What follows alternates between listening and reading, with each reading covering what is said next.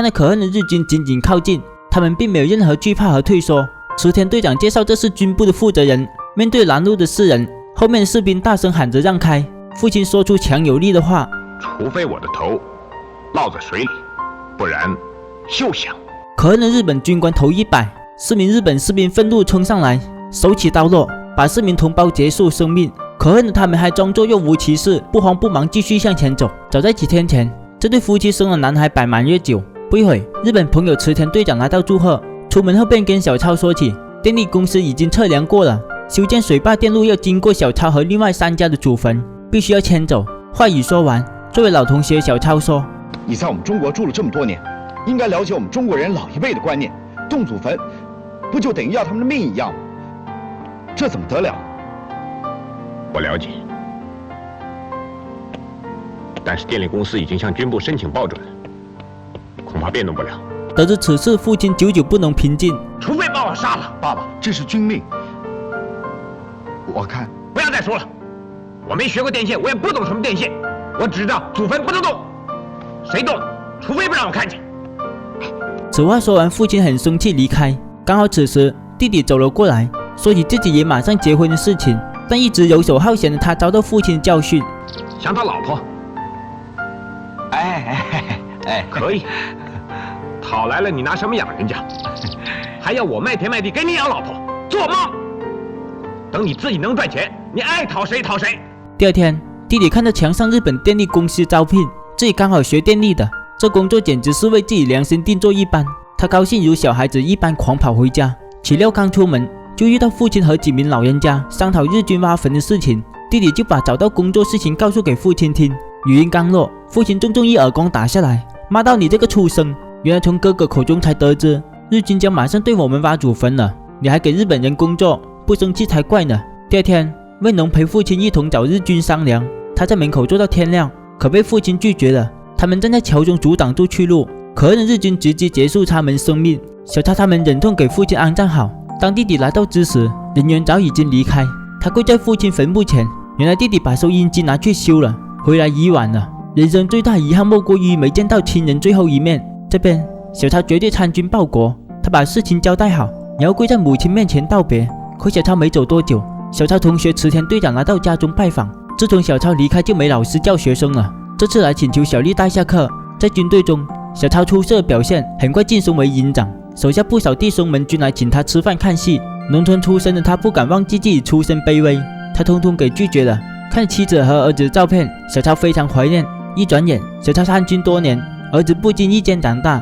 小丽默默帮丈夫代课，而弟弟也喜欢着小慧，但弟弟在小慧面前总是小孩子一般。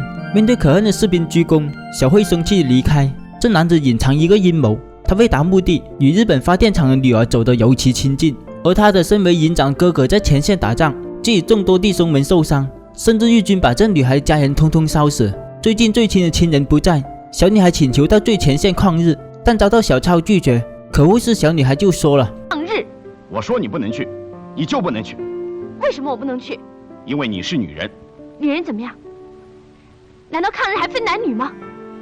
现在日本人来轰炸，我们女人也不例外啊。今天你可以随心所欲，可是像我们这样全家被炸得片瓦不留，难道连报仇的机会都没有了吗？这样公平吗？这样公平吗？面对这话，小超和几名军官哑口无言。随后小超放下身段，来到小女孩面前，为今天事情道歉。这边池田队长告诉小丽，战争告急，要征调全校初中生打仗。小丽深知以前征调全部战死沙场，她约明天下午相见。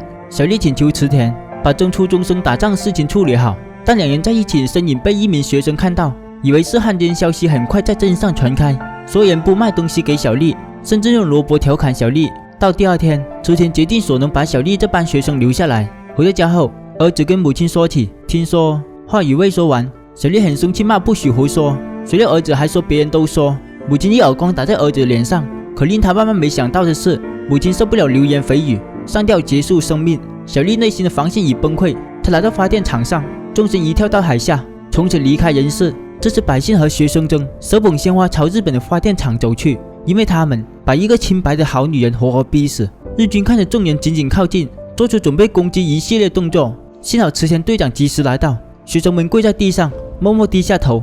忏悔的他们，或许也只能用这种方式表达悔意吧。这天，弟弟回来想接回哥哥的小孩，可遭到一直看不起自己的小慧拒绝。父亲上坟没看到你，母亲坟上没看到你，在小丽坟上还是没看到你。弟弟只好灰溜溜回去。这边为炸毁家乡发电厂，小超安排弟兄们排练，然后让四人回到家乡，找到在发电厂工作弟弟帮忙。他们在处理炸药时，就被可恨日军杀掉。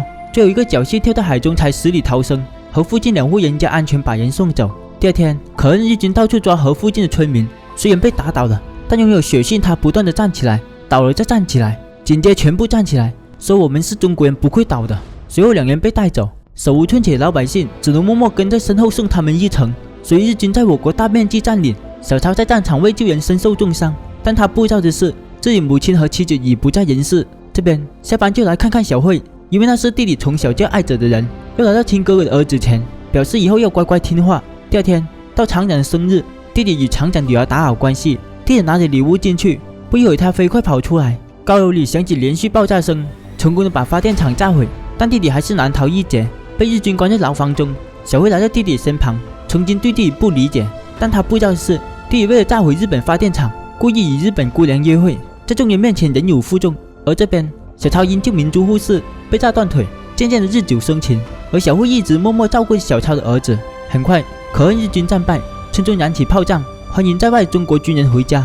但小丽看着眼前一幕，大惊失色，自己爱的那个男人已有另外一人。小慧说：“面前的女人就是你妈妈。”叫妈妈。这些，怎么不叫？快叫啊！你没有叫过我吗？阿姨现在叫你，快叫妈妈。妈妈。小慧多年付出，终究等不来自己想要的结果。她去县城教书育人，多年与小慧相处的儿子，感情早已经成为母子。她飞快跑在后面，大声喊着姨。生活太多无奈，千错万错都是可恨日军的错。没有他们的当初，小丽他们家应该正开心的生活着吧。日军的罪行，我们这辈子都不能忘。明知历史，勿忘国耻。